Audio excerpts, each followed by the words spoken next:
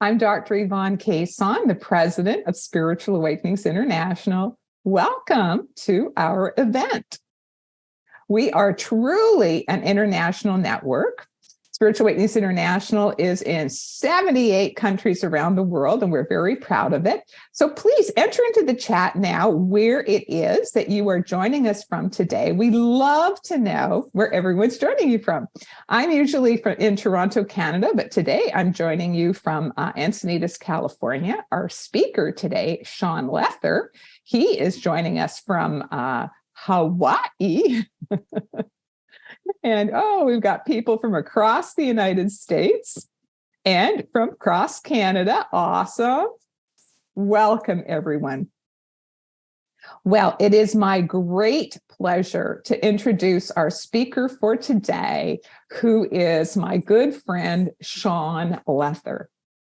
Sean Lether is the group leader of the Spiritual Awakenings International affiliated group, Hawaiian IANS. He's also a certified SAI facilitator who's very involved with our Pacific Rim Experiencer sharing circles. We're very grateful for his help. Sean is a multiple NDE and multiple STE experiencer, and this has made him an empath, a highly sensitive person with mediumship gifts, among other things. Previously, he was a highly successful marketing and real estate businessman and a licensed California landscape contractor with 4 degrees.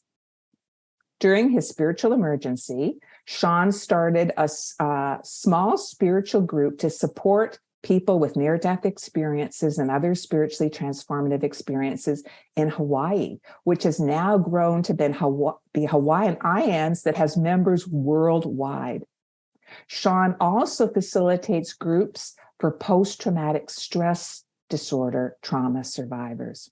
Sean is a passionate student and teacher of A Course in Miracles, as well as a devotee of Paramahansa Yogananda. So it is my great pleasure to introduce Sean Lether. Thank you so much, Yvonne. I want to thank Robert and Brian and Ann and the rest of Spiritual Awakenings International for giving me this opportunity and forcing me out of my little cave. In preparing this talk, I realized that I had been spiritually blessed with a multitude of experiences. So many that I can't even list them all, and many of them are not pretty.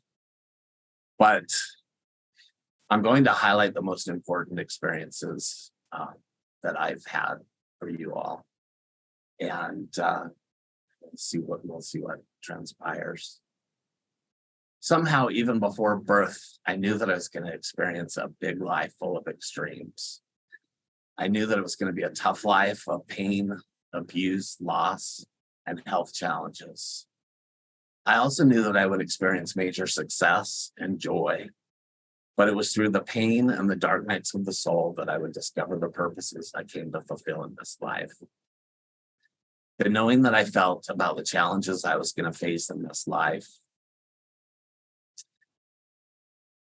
scared the hell out of me, to be honest.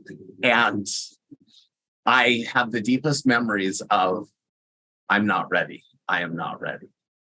Well, my mother was ready, and she had them induce labor to get me out. And what's interesting is I still have that mantra of I'm not ready, even now today as I'm sharing my story. So basically, I was born in Salt Lake City, Utah, to an LDS family where we were what you would call Jack Mormons, in that we didn't actually practice the faith as much as others might. And I was born with lung issues and immune system issues right out of the gate. And by the time I was 6 months old, I had my first trip to the ICU, where I believe that I experienced my first near-death experience. Of course, I don't remember in details that experience. But what I know is that I was forever a different person, and that I had a relationship with the divine starting at an early age. I had a connection with the other side that was stronger than I've ever had with people on this side. And I knew that people were watching over me, beings guiding me, and that I could always ask for assistance. In fact, I learned the power of prayer when I was 3 years old. And I found that if I lost anything, I could always pray and I'd always find whatever I needed. At 5 or 6 years old, me and my family were at Temple Square in Salt Lake City, downtown. And I looked up there's a circular room or circular window at the top of the temple. And I asked my mom what that room was. And she said that it was the Holy of Holies, where the prophet of the church received direct revelation. That was my first experience of spiritual cognitive dissonance, in that I didn't understand why we needed an intermediary, especially since I was already having direct conversations with God. So that was my first questioning of the church. Also, from an early age, the earliest I can remember is that I would sense other people's feelings. I could read their energy. I knew even if they themselves weren't aware of what they were feeling, I was. It was then that I first discovered what I now call my BS meter, and I could tell if people were lying. Back then, being highly sensitive wasn't a positive trait. In fact, most of the time, it was absolute misery being a highly sensitive person. I also had this deep sense of knowing information way beyond what someone my age should know. I had no idea where it was coming from, but I knew that I was receiving information from another place. The strongest of all the clairs that I had from early childhood was the ability to see the future. The problem was I was just a kid and nobody listened to me. One of my earliest experiences where I saw the future, we were all coming home from a boating trip to Lake Powell. And I saw that we were going to be robbed. And we'd stopped at a restaurant, we were eating dinner. And I just knew that the boat was going to be robbed. Talked to told my dad that this was going to happen, told the other people there, nobody listened. Lo and behold, after dinner, we went out and the boat had been robbed. Later on, we were digging a pond on our property. And we had this multi-layer or length dump truck that was going to dump some dirt. And I immediately saw that this dump truck was going to tip over and basically crush me and my sister. So again, I told my dad that this was going to happen, warned him. He disregarded it. And luckily, I moved my sister out of the way and the truck did tip over and, we were fine. Another experience was we had this barn and I just knew it was going to burn down. I had a vision that it was going to burn down. I had told my dad about it, asked him if he had insurance. And of course he said, "I'll be fine. Don't worry about it." Well, within a month, the barn burned down, cost him about $250,000. So from an early age, I had this knowing, but I started having trouble trusting it because the people that I cared about and that were my caretakers didn't believe me. So I started believing them more than myself. I grew up in a very abusive household with a narcissistic alcoholic father and a painful addictive mother who had mental illness that I believe was worse because she had had a near-death experience. And back then they didn't even have the term for it. So she spent a lot of time in and out of mental institutions. Due to the abuse and the gaslighting in our house seemed to get worse as I grew older. That's when I stopped trusting all of these abilities that I had in my guidance system. It was even harder because I know that they were trying to protect me, but they were trying to, I would see what was going on. And it was like they were trying to tell me pink was black or black was white. And again, I started trusting myself even less and less. However, one thing that I couldn't deny was the dark entities that I started to see around my parents and in my house. For several years, I'd wake up in the middle of the night with these dark entities, not only hovering over me, but sitting on me. And in some cases, it felt as they were going to drop furniture on me and going to kill me. My poor little sister still has nightmares of me screaming out to her in the middle of the night because of these entities. When I was 12, I read The Seed of the Soul by Gary Zukav and several other spiritual metaphysical books. And I slowly learned how to banish these dark entities, and they actually never bothered me again. However, there were still dark entities that inhabited my parents that I would see once in a while. My mom, when she was lucid, was an amazing mother. And she was not the typical Mormon mother. She had warned me about the potential dangers of the occult. But on the other hand, she taught me to be open to it. And she was a master astrologer, and she would do everybody's astrology by hand. And when I was 8 or 9, she did my astrology, and she actually predicted that at 50 years old, that I would either die or have a major life event. Well, when I was 50 is when I was in the ICU with my last profound near-death experience. My mother took me and taught me all kinds of esoteric practices. We first learned astral projection when I was 12 years old. And she taught me all kinds of things. And now I realize so that I would be open to these experiences that I've been having in later life. When I was 18, life was unbearable in Utah. And I'd been doing acting and modeling there. And I decided to take it to the next level and move to California. So far, I've only talked about the spiritual side of me, but I also have this material side.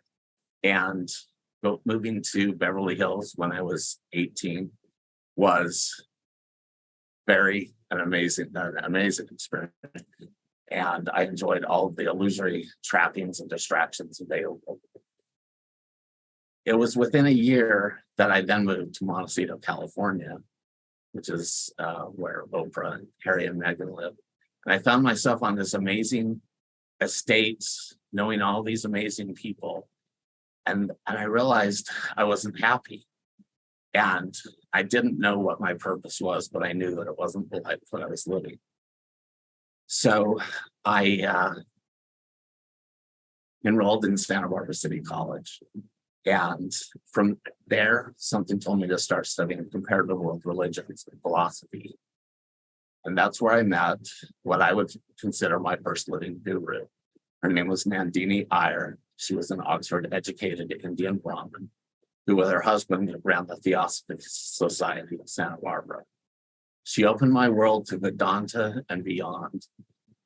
So I began studying the world's great religions, philosophy, and Sanskrit, with this amazing, elegant woman who wore a sari and had the little red dot on her head. And from Vedanta, I was led to Yogananda.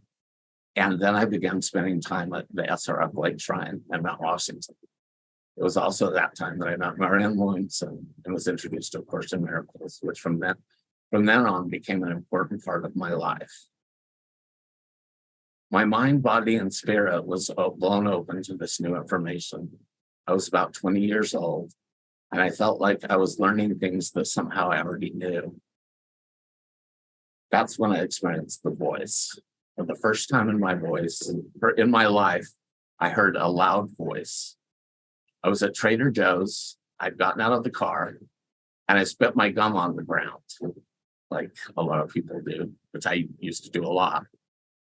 And I heard this voice, and it said, "Pick it up." And I ignored the voice, and I started walking into Trader Joe's, and the voice got louder and louder and said, "Pick it up." So I went back to the car, picked up the gum, threw it in the trash. And the voice said, "How are you going to follow the big things if you can't follow the little things?" From then on, this voice was guiding me. It guided me to get 4 degrees, graduate with honors, and establish several successful businesses. Back then, I had everything I thought I could want. I had a perfect body. I was doing modeling for Gold's Gym.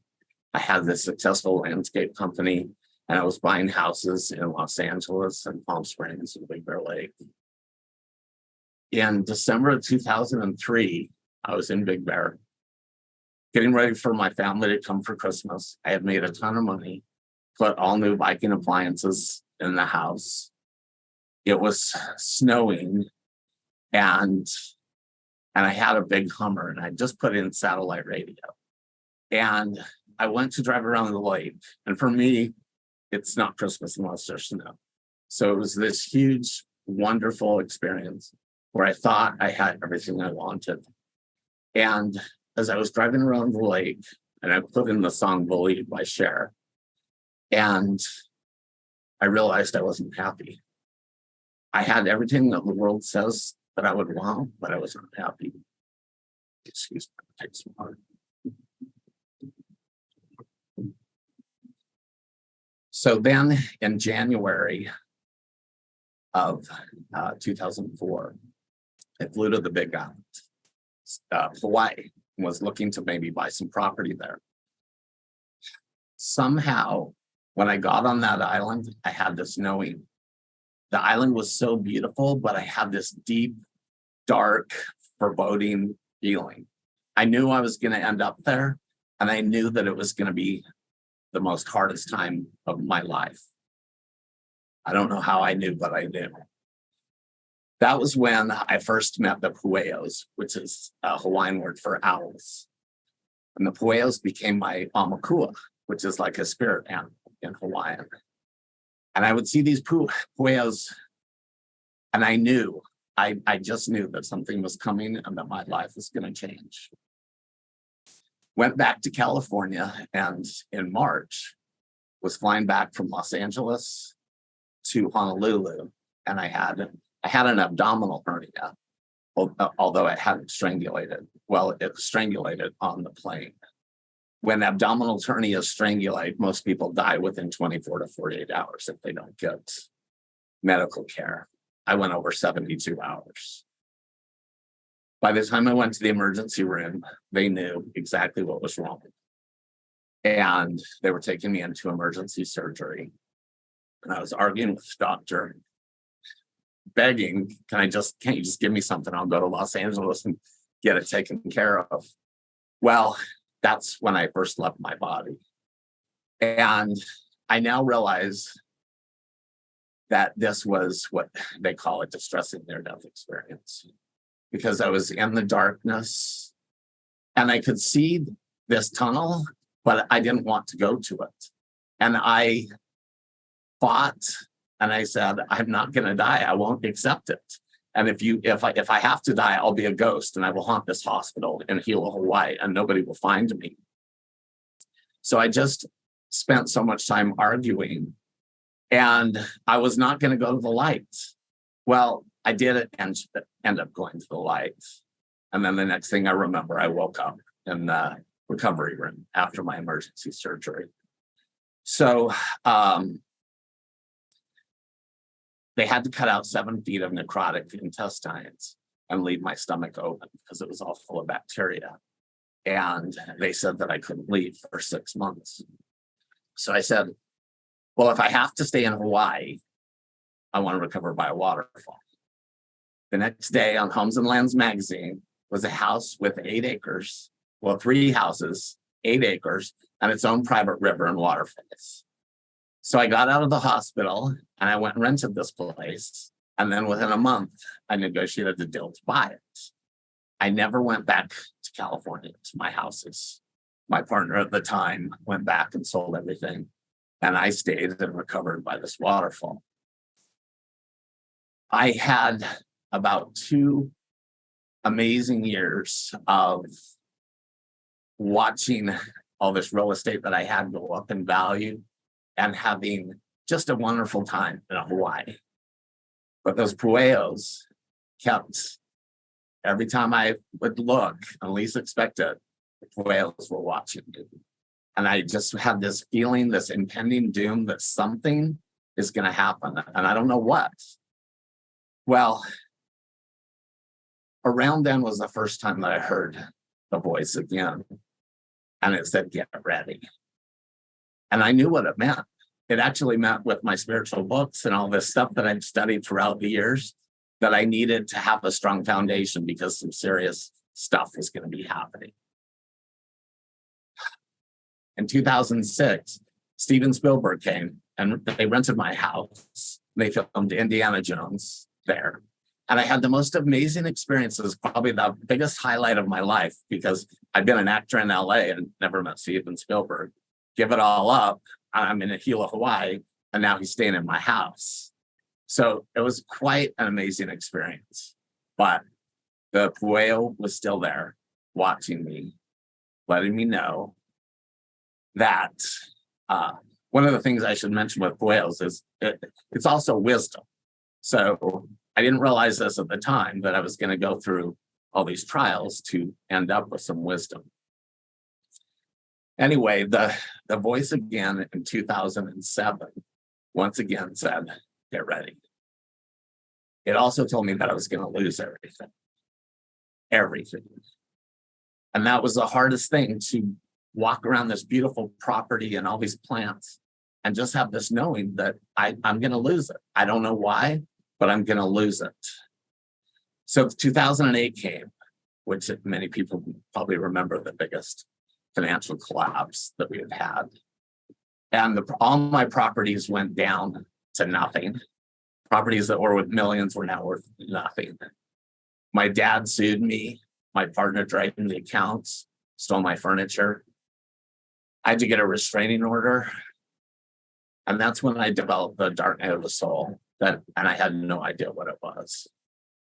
So for a couple of years, it got so dark that I actually almost considered suicide. I didn't even have enough money to feed my pets. And I would just sit there out on this amazing estate. By 2012, I did this burning exercise where I just imagined that everything I owned, my animals, everything was lost in a fire. And I never saw any of it again. In 2012, around the shift, I started preparing myself for the next level, and I would lay out on this lanai in the sun. And that's when I started levitating, and I could just leave my body and I would just hover over my body and just sit out there in the sun. And I focused on healing for the next couple of years. In 2013, I left everything on the Big Islands and came over to Honolulu with one suitcase. And I tried to reinvent myself. I figured, okay, I made all this money once, I can do it again. Only this time I wasn't in flow. I used to be able to make $50,000 a month. Now I couldn't even make $1,500 to pay my rent. And I just didn't understand it. And life was getting more and more difficult to even survive. In the fall of 2015, my mother died. I was really heartbroken that I didn't have much money. I really couldn't afford to go to the memorial, and I didn't know what to do. That was the first time my mom came to me. She'd only been dead like maybe 2 days. And she told me, you don't need to go to the funeral. She showed me where she was going to be, and she showed me this beautiful garden with these tall trees that looked like pine trees. And I saw her sitting on a log. And she said, come find me there. That's where I'll be. I didn't know where that garden was. And slowly she started appearing to me more and more. And one time I was writing a letter to my sister, email. And all of a sudden my mom grabbed my arm. And you know your own mother's, what she touched you feels like. And she grabbed my arm and she was all around me, letting me know how much she loved me. And I was asking her why she came to me, why, and she's the first person who ever had.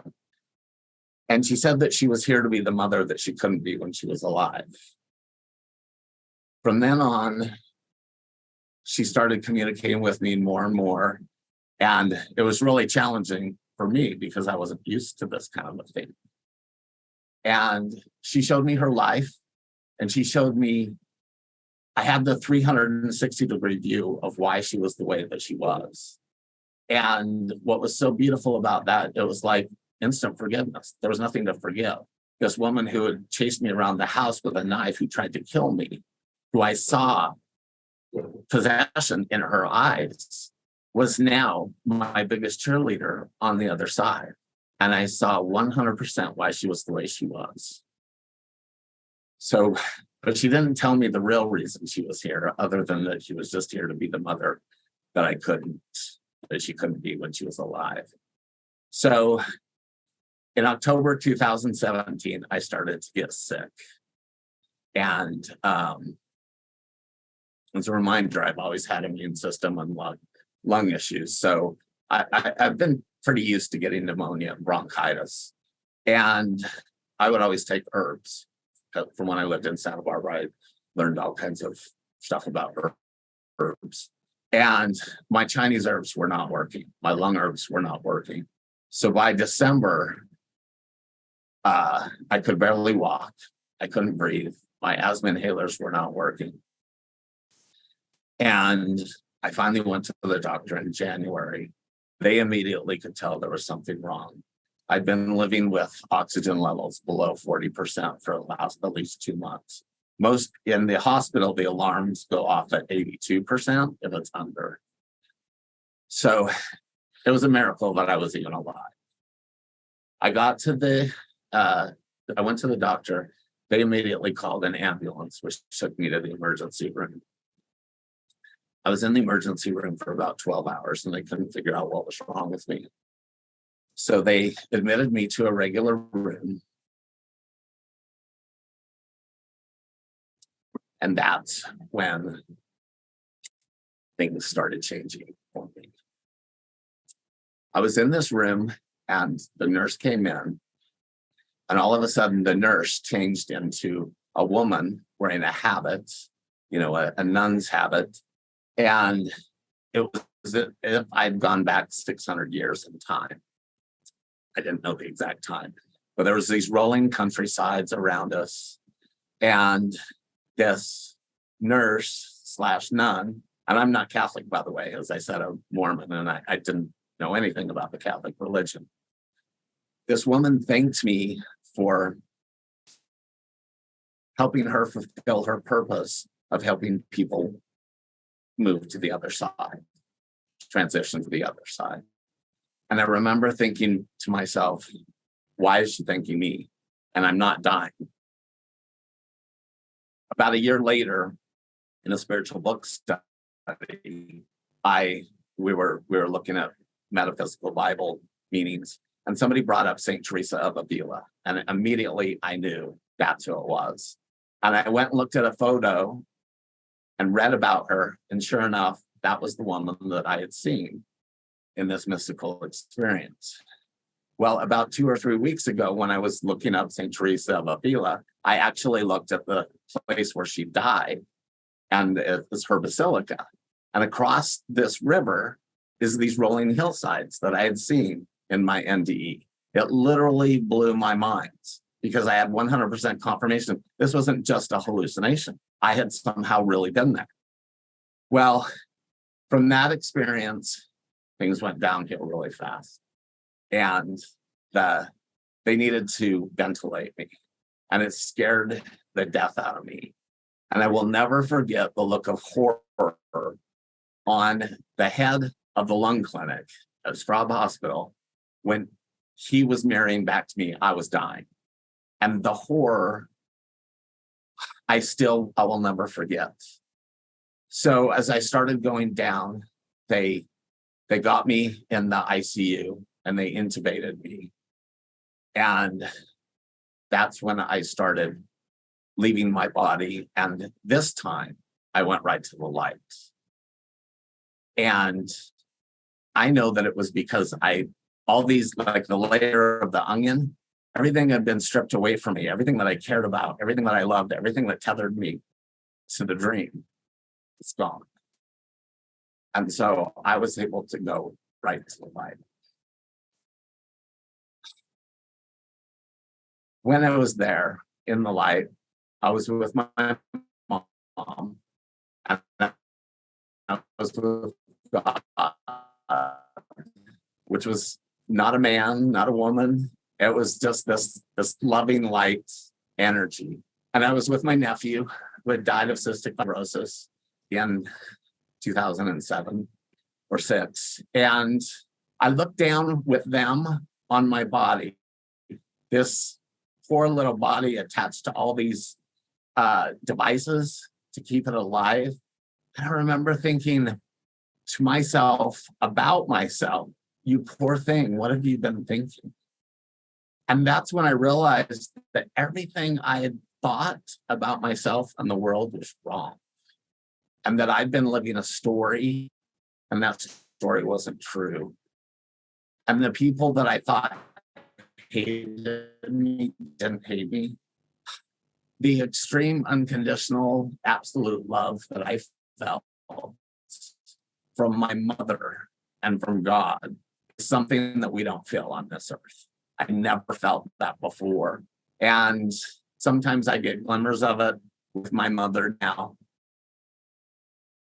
But it was so extreme and so beautiful. And I wanted to be with them. I wanted to be with my mom, but I knew that I had purpose. I knew that I had important things to do here that I hadn't done. I'd accomplished all these things that didn't mean anything. I knew firsthand the degrees mean nothing. The money meant nothing. The Hummer meant nothing. The only thing that matters is the people we loved and who loved us and whose life did we make better. So for the next several, at least a week, I would go in and out of my body while they're performing all these different tests. They had to drill for bone marrow and so forth. I'd just tell everybody goodbye, and I'd go float over the water in Waikiki. Or my poor sisters, they, as you can imagine, didn't like to spend a whole lot of time in the ICU with me. So my one sister would leave and she would go to the cafeteria and get egg salad. So I would just leave my body and follow her into the cafeteria while she had her egg salad. And then my other sister, she would go over to the coffee cart and have her coffee and call home and do her thing. So I'd follow her over to the coffee cart. And it was funny because it was like, yeah, I'm not going to stay in this little ICU room by myself. So I would just follow them wherever they went. Well, it got to the point where, for whatever reason, I couldn't be on the ventilator anymore. And I'd already signed all the papers that I wouldn't stay on life support for a long period of time. And so they were going to take me off the ventilator. And the only other thing I guess they could try was a tracheotomy. So as they're getting ready to take me off the ventilator, my nephew, who had died of cystic fibrosis in 2006, I believe, 2007, all of a sudden he appears at the end of my bed, elevated, and he puffs up his chest, like if you know who Foghorn Leghorn is in the cartoon. He puffs up his chest as if to show me how to breathe. And so as the tube is coming out, he's puffing up his chest, showing me. So I try to puff up. And as the tube's coming out, he breathes into me, showing me how to breathe in, but he breathed into me. And I could breathe. You have no idea what it's like to breathe when you haven't been able to for months. So the saturation didn't last. So I had to wear the mask for another month or so, because I had all kinds of blood issues. I had no blood cells that were helping me. I had all kinds of tons of issues. And but I could breathe. And that was the most amazing thing. And I will tell you, for a couple of years afterwards, I could actually take a breath and get high, like a serotonin rush, just from breathing. So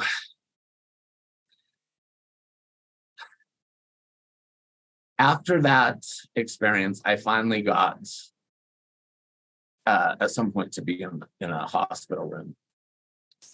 But I want to share with you that in the ICU, there was this song playing that then later it followed me around. And it's Tell Your Heart to Beat Again. And it's a song by Daniel Doki. And I'll put a link in the chat. But basically, in this song, and I won't read all of it, just a few words. You're shattered like you've never been before. The life you knew in 1,000 pieces on the floor.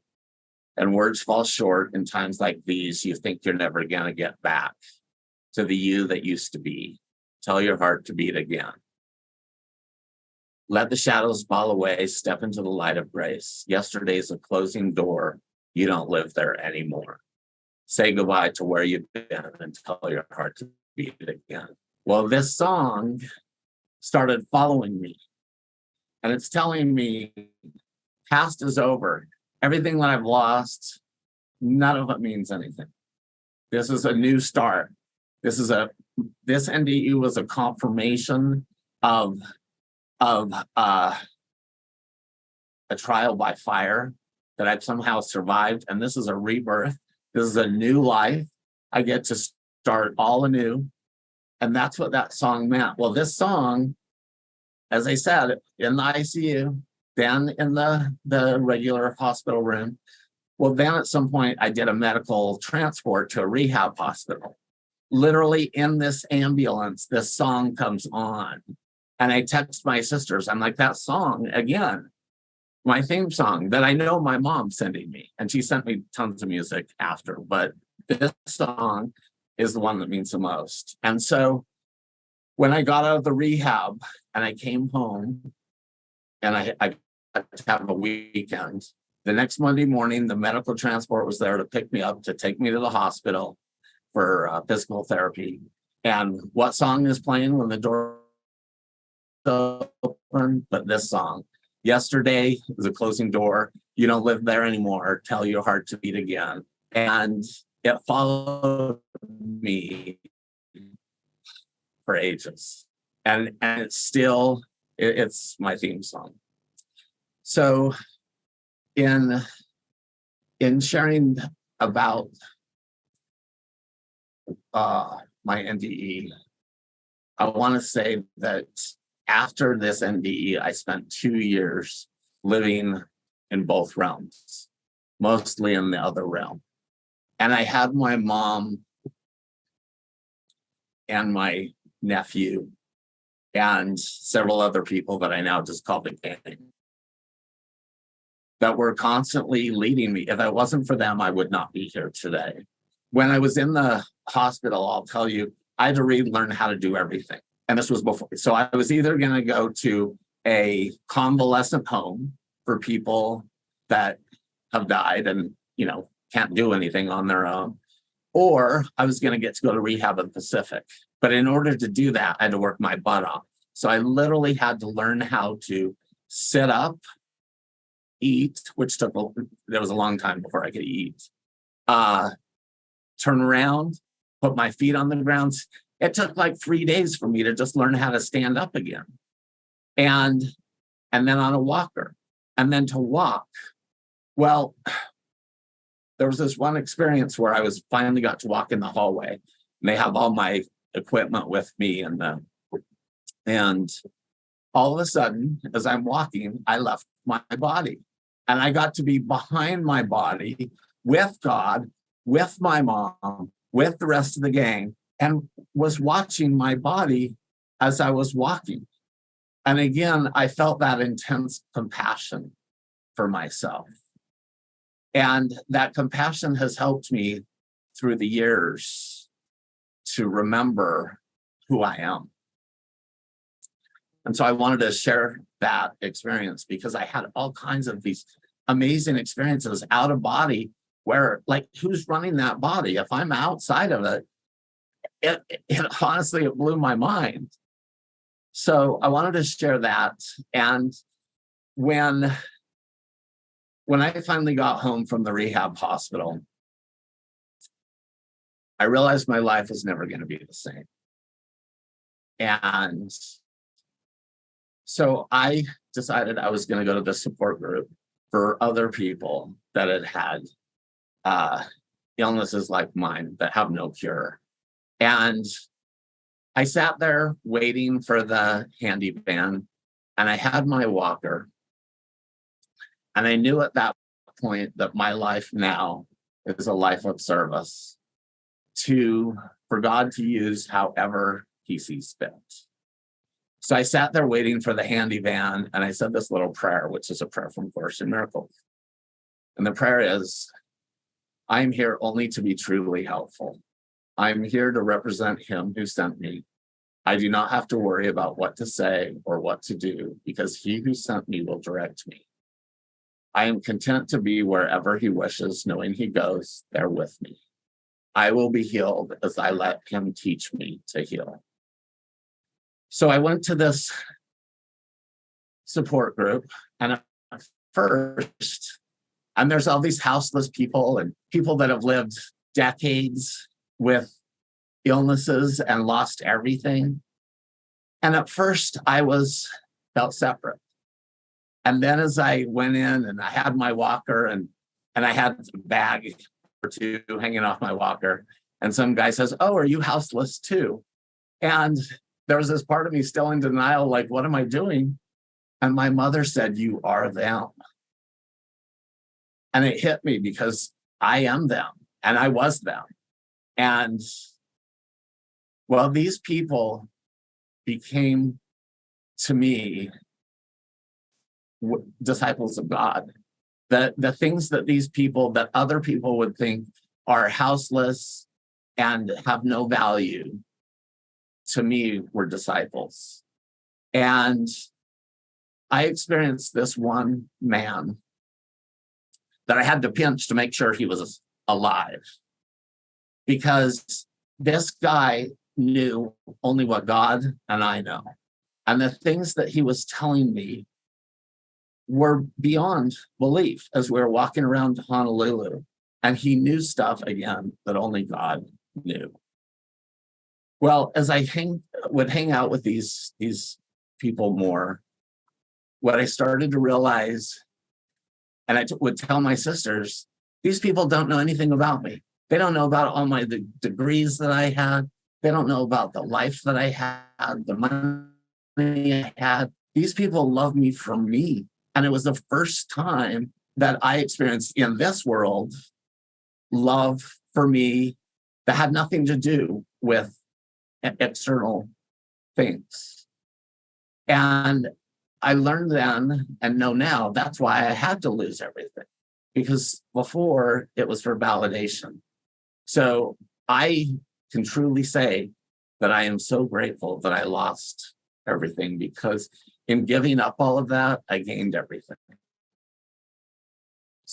About a year ago, I was sitting here in my little studio in Hawaii. And remember, I used to have 13 houses and all kinds of everything. But now I'm in this little 250 square foot studio. And I listened to Believe, the song by Cher that I'd listened to in 2003. And I cried because I'm happy. I can sleep at night. I know that I'm loved. I know that I have all this guidance on the other side that is here to help me. All I have to do is ask and not push it away, which is something else that I want to share, that is, they just want to help us and they just want to love us. And so I've been out of the hospital for about 3 months.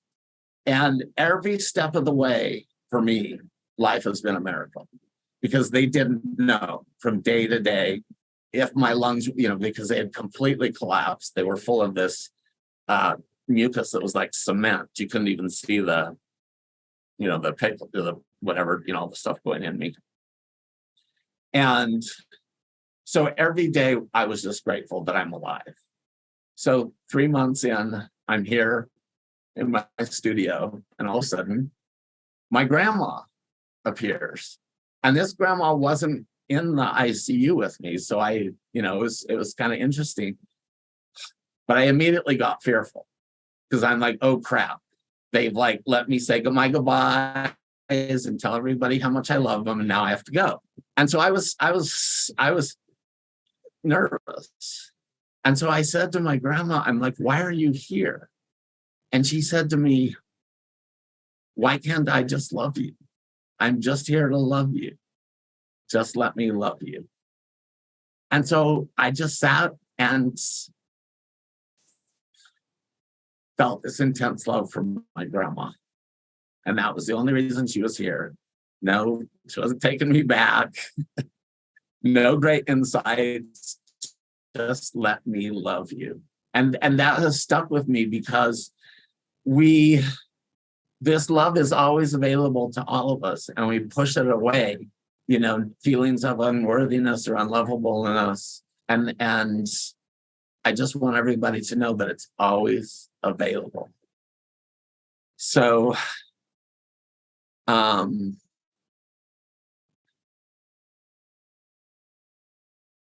I talked about the title of the talk is Finding My Purpose. So what I have found, my purpose is to just be of service to others and to be in the present moment and to listen. I now listen all the time. I follow the breadcrumbs, and if I am guided, I just follow whatever it's saying. And question it and just listen. And I really feel that biggest purpose. And as I leave what I was first doing after the hospital, in my near-death experience, I experienced the principles of A Course in Miracles to be true. And that's the same principles of yoga and self-will fellowship, but I experienced it all to be true. The way that I was trying to integrate, because I didn't really know.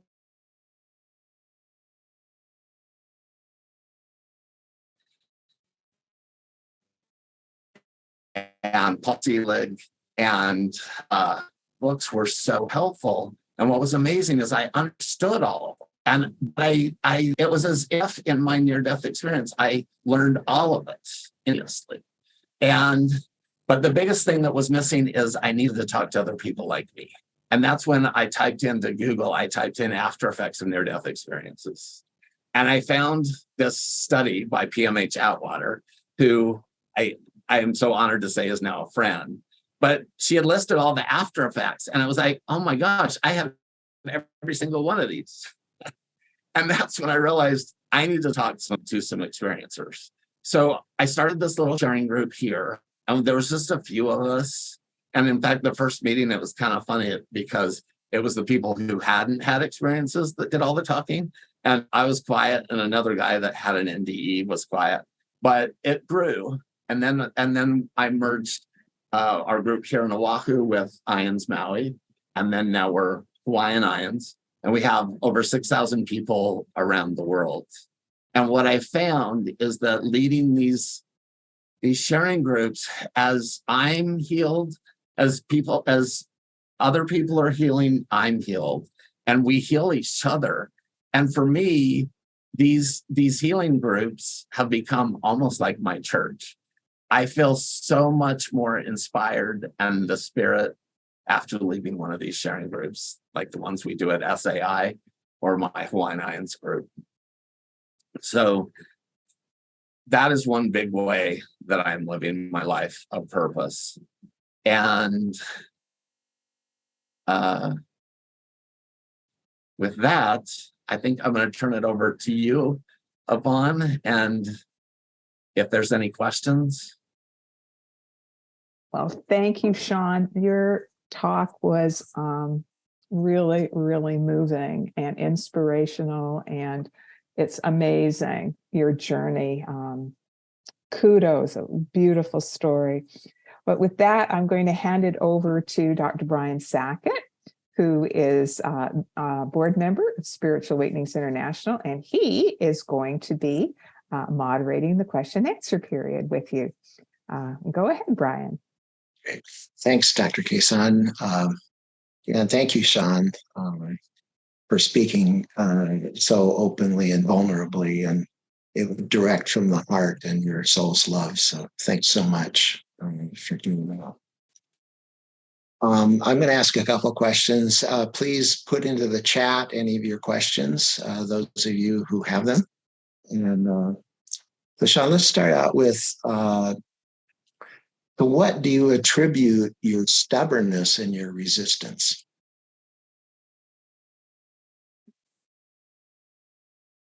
Knowing that I have a purpose.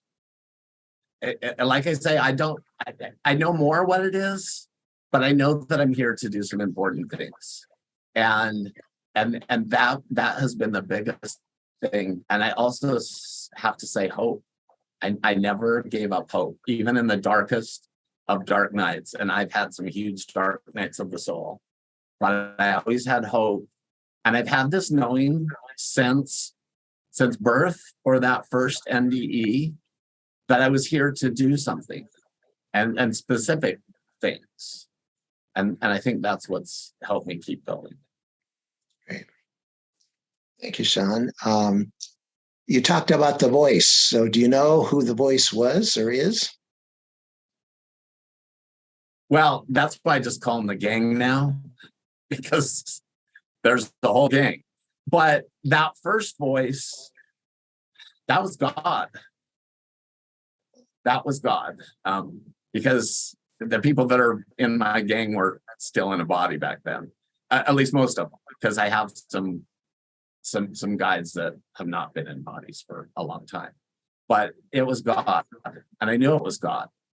And because it was so powerful and commanding and clearly said to me, it said that I had big things to do, but I have to actually follow the little things first, like picking up the gum that I spit out on the asphalt. And so I do believe it was God. Thank you. Rainer wants to know about the communications from spirit.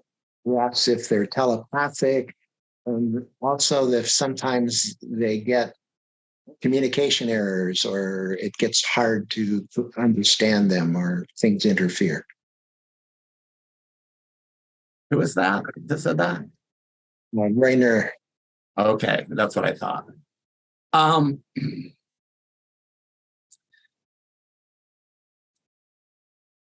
No, I feel that I actually understand them very clearly.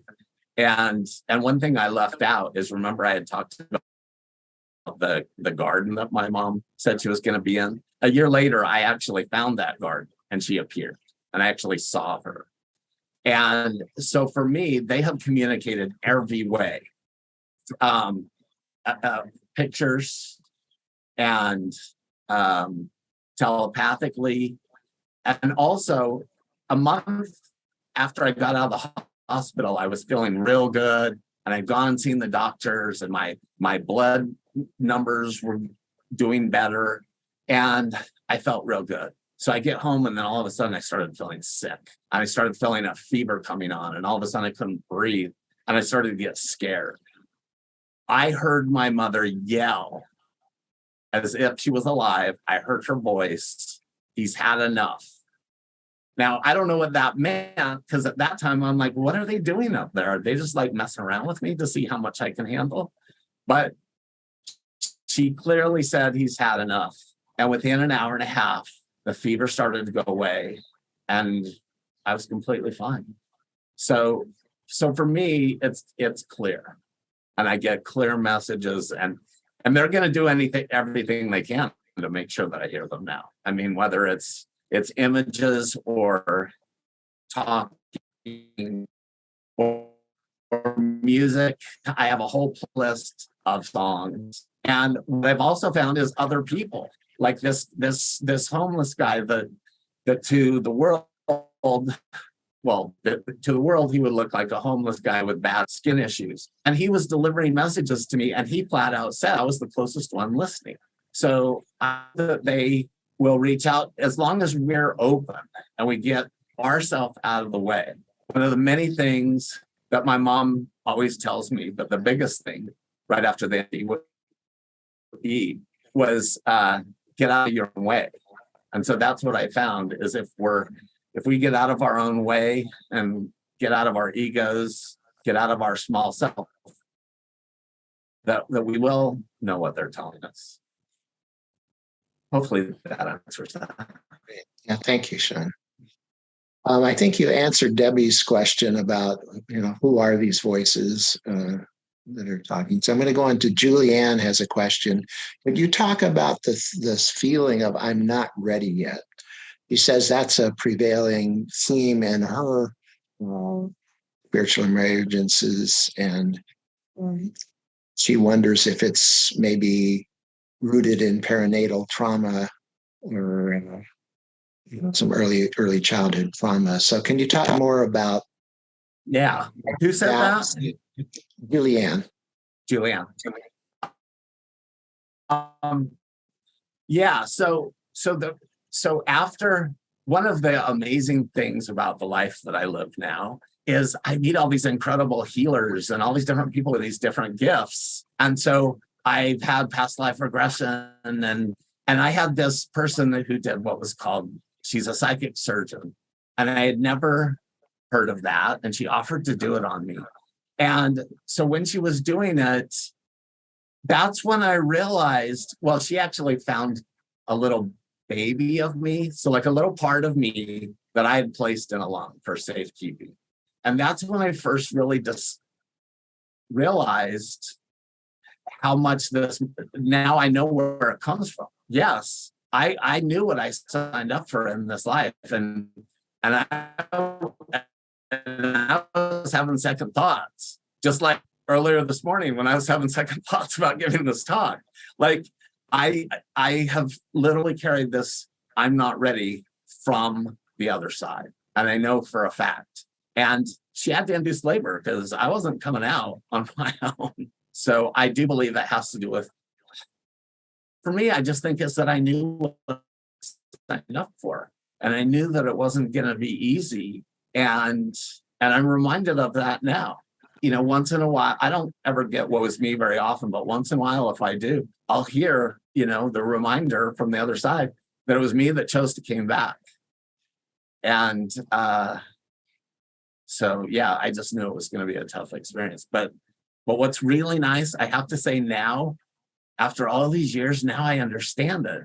Like the pieces of the puzzle are finally starting to fit together, and it's starting to make sense. And it's like, and all this trauma and stuff that I've been through, I couldn't help the people in my groups if I hadn't gone through the same thing or similar or worse.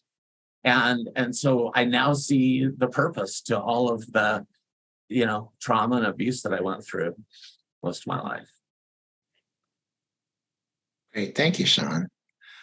Crystal wants to know, how do you distinguish between your own thoughts and what you're hearing or the thoughts of the gang?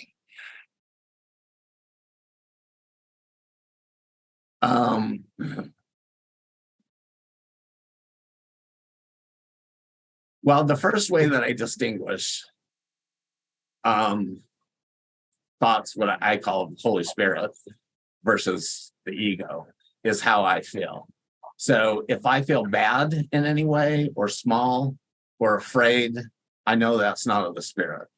If I feel love, if I feel joy, if I feel peace, then that's of the Spirit.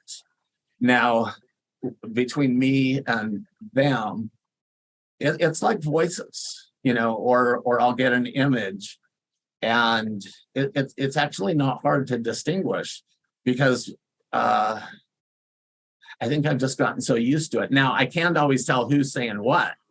I mean, literally, that's why sometimes I'll just say the gang, and because I can't always tell which person is saying what. Thanks, son. Dana wants to know, are you writing a book to share your amazing life experience? It's going to happen, yeah. Yeah, in fact, writing stuff for this talk has actually helped, me look at a lot of stuff because there's a lot of stuff I didn't want to look at. And now I'm looking at it because it's been very emotional. And the experiences, and I haven't told you guys even half, and they're so sacred to me that I just didn't want to share them with the world. Plus, I couldn't describe. I mean, there's stuff that I saw over there that if I really try to explain it, it makes my head hurt. So, yeah, there's a lot to share that maybe writing it down will help. So, yeah, I'm going to do a book. Thanks. Tim wants to know, do you still experience out-of-body experiences? And did all of these experiences totally alleviate your fear of death? Yes, I constantly, daily, every night for sure. I do lots of traveling. Sometimes I will literally have like kind of little crash landings coming into my body. Sometimes I'll throw my body out of the bed. And what was the second part of the second question? Your fear of death. Was it? Yeah, I have no fear of death. I have no fear of the other side. Literally, ghosts, whatever scares. What does scare me is living people that are unconscious, that don't realize that they don't even know what they're doing. That's what scares me. Death, no. I've actually. So I mentioned I have a narcissistic alcoholic father. A few years ago, and I haven't talked to him since, but I realized as I was talking to him, and I started hearing the ice clink, and he's making himself drinks and getting more drunk as we're talking. And at some point, I just said to him, and then he started getting nasty and rude. And he'd also sent me all kinds of fundamentalist stuff about how NDEs are not real. And so as he was sitting there getting more and more belligerent, I just said, stop. I said, you and Mother have done everything you can except cut out my heart. I've already died. There's nothing left. Stop. And so, no, I'm not afraid of dying at all. It's funny. I've gone to the ICU or emergency a few times since COVID, and I'm not afraid of dying at all. It's just a big inconvenience, to have to go to the hospital and deal with all that stuff. But I have no fear of death. Great. Thank you, Sean. Catherine says the Course in Miracles prayer that you mentioned is called, I am here only to be truly helpful. Yes. And Anne wants to know, has your inner guidance become stronger over time as you practice it, following it in the little things?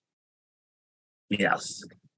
Yes. And it gets stronger and stronger. I've realized I've been going through a lot of challenges in the last 6 months, huge, huge challenges. I get these reprieves every once in a while, and then it's like, no, back to school. And what I realize is that they're just moving me from trusting to knowing, so that I don't even have a doubt. And again, like I say, I'm just listening. And as I listen, I know what I'm supposed to be doing, but I will tell you that there are times when I don't listen, and I always pay the price. And, it's not that big of a deal, but it's like, yep, should have listened. That first thought that came in my head, that was the truth, but I have noticed what I call these little demons that came out of the ICU. And those are the little false beliefs that I think that we all have, regardless of these amazing experiences. And so I keep finding that the first voices that I hear is always the correct ones. Mm-hmm. Thank you. There's a few comments and appreciation of your talk, and I'm going to concentrate just on the questions. So Eric says, Sean, as I had experience at Temple Square myself, could you share a bit more about your experience about God talking one-on-one with us, and that we don't really need a prophet or intermediary, like at the Holy of Holies? Is that Eric from Salt Lake City? It is, yeah.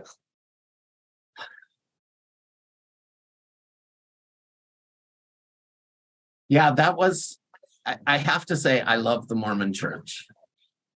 And I probably would have been one of their biggest missionaries. But there's certain things like that that I don't agree with. I don't, Joseph Smith in the Hill Cumorah in upstate New York, he went and he prayed about all these religions that were coming about. And, and he had guidance not to join any of them. And so what I didn't understand is how all of a sudden this church has now changed from the leader having personal revelations to where we now need a prophet to be the intermediary. And the funny thing was, I knew. I was like, I'm 5 or 6, and I knew they're wrong. It's wrong. I didn't even question. I knew because I knew that the voice speaking to me, it really did start when I was losing things. And I would pray and then have faith, and then I'd find them. And in the Mormon church, I think in the 3rd grade, we got these rings, and it was a CTR ring, choose the right. And that ring meant so much to me. And I just had an inner knowing is all I can really say. But I still love the church, and it's great for many people. But I'm not one of those people that can learn from somebody else. I have to experience it myself. And so I think that's where I disagree with organized religion is that belief that we need somebody else to intervene. But I do love gurus, of course. I mean, I've had living gurus and Yogananda, and I love teachers and I love learning. I just still believe that we all have the ability of direct communication with not only God, but with our loved ones on the other side and our team. So I hope that answers. Yeah, it does. Thanks, Sean. Let's see. Lisa wants to know, what spiritual practices did you use to remove the dark entities you mentioned?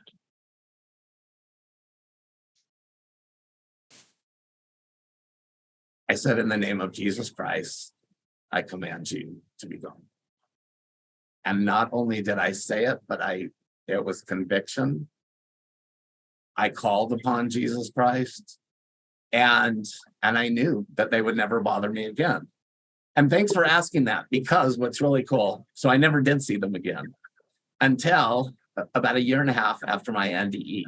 And I was in LA, and a friend was doing what's called arcing light on me. And she was doing this arcing light, and I left my body, and I was headed out. And it was like a spaceship, in a movie, and the galaxies, whatever, are going by. And I'm in the front, right? And as I'm headed out there, I see all these little dark entities on each side and in front of me. And it's the same entities that when I was a kid was trying to kill me. But now they're just looking at me, and I'm looking at them, and they know they can't hurt me. And I know that. And it was so cool, because I also realized the power of our thoughts and our beliefs, and that we are ultimate creators, and that we create our reality.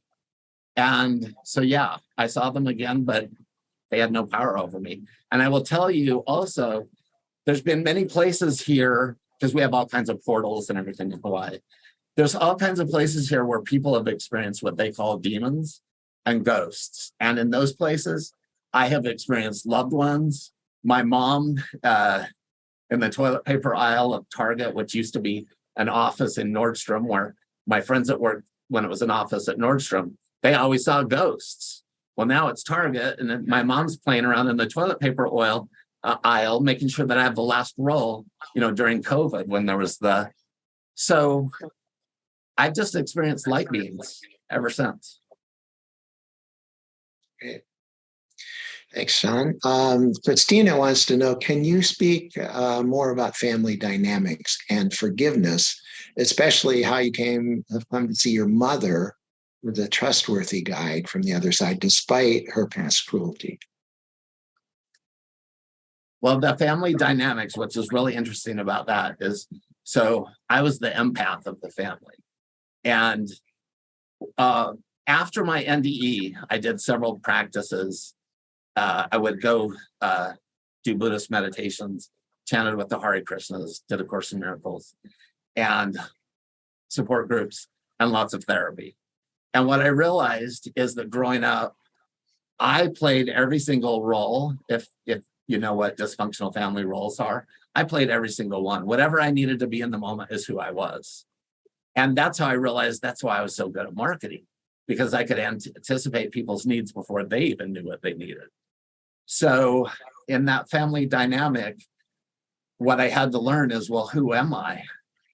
You know, I'm not this chameleon person that is just whoever I need to be. And so that's when I started really learning who I am. So with my mother, I want to make sure that people know she had great lucid moments, and her and I had an amazing time together. The stuff that she took me to do, she didn't take all my other sisters. And I know that she was preparing me because I'm the only one that hears her and sees her and speaks with her to the level that I do. And it's because on some level she knew that and she prepared me for that. So yes, she did terrible things. Chased me around with the house with a knife, tried to kill me. There's big old knife marks in the kitchen counter. And it also caused me a lot of psychological issues that I've been working on. But after she died, she showed me her whole life. From birth, she showed me why she was the way she was. And I didn't need to forgive her because I now saw exactly who she was.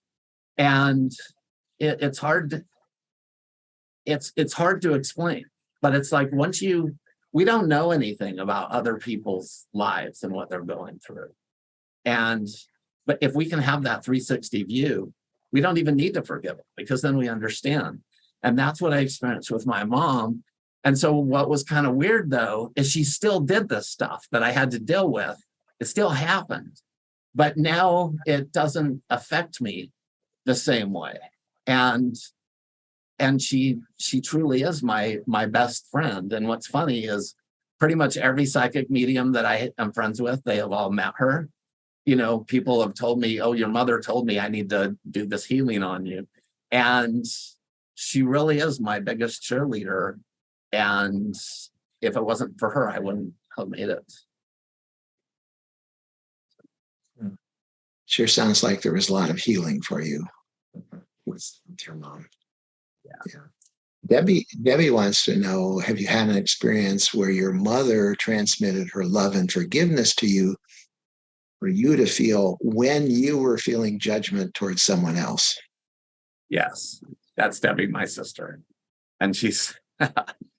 So I had an experience that was really quite amazing.